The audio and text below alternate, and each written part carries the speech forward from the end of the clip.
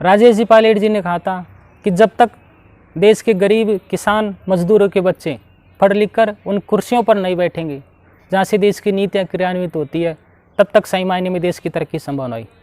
तो नमस्कार, आदाब, सत श्री अकाल। मैं नरेंद्र सिंह महाना। आज की कहानी की शुरुआत करते हैं राजेश जी पायलट जी के बारे में।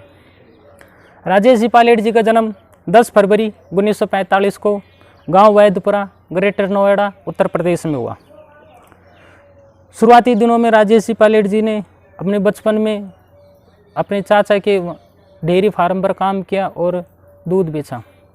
तो पायलट साहब ने बचपन में दूध बेचा और संघर्ष शिक्षा के बदौलत बहुत ऊंचाइयों तक गए। राजेश जी पायलट जी के एक बेटा है सचिन पायलट, एक बेटी सारा पायलट, और राजेश जी पायलट जी की पत्नी है रमा पायलट। पायलट साहब 1966 में पायलट अधिकारी के रूप में वायुसेना में भर्ती हुए और फिर अक्टूबर 1967 में फ्लाइंग ऑफिसर बने। अक्टूबर 1971 में पायलट लेफ्टिनेंट के पदोन्नत हुए। 1971 में पायलट साहब भारत पाकिस्तान के युद्ध में भी उन्होंने भाग लिया और अपनी बहादुरी का परिचय दिया।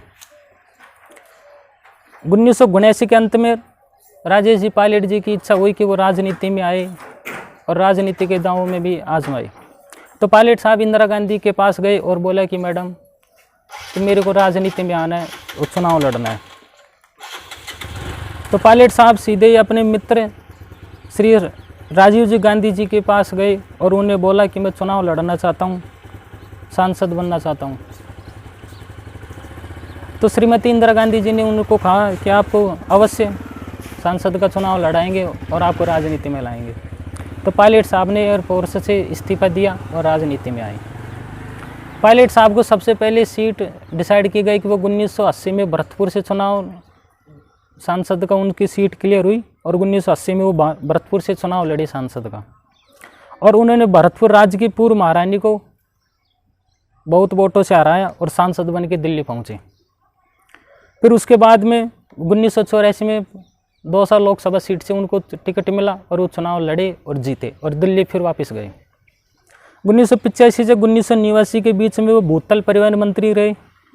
1987 में उन्होंने जय जवान जय किसान ट्रस्ट की स्थापना की और 1991 से 1993 के बीच में वो दूरसंचार मंत्री भारत सरकार में रहे।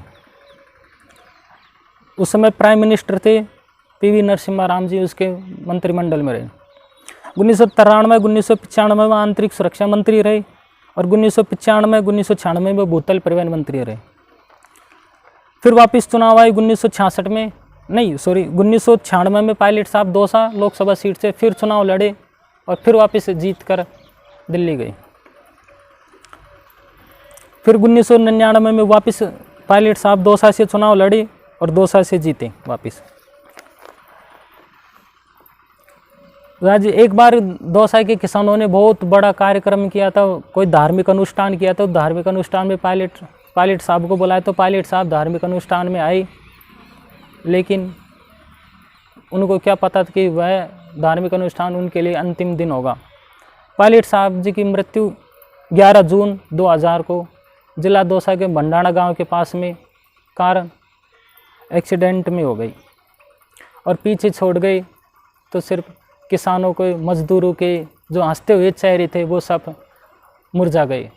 पायलट साहब को आज भी दौसा जिला क्षेत्र में राम राम साहब के नाम से इनकी बहुत अलग पहचान है। पायलट साहब को बहुत किसान मजदूर के, उनको बहुत बड़े नेता के रूप में जाना जाता है। देश में उनकी बहुत अलग छवि है।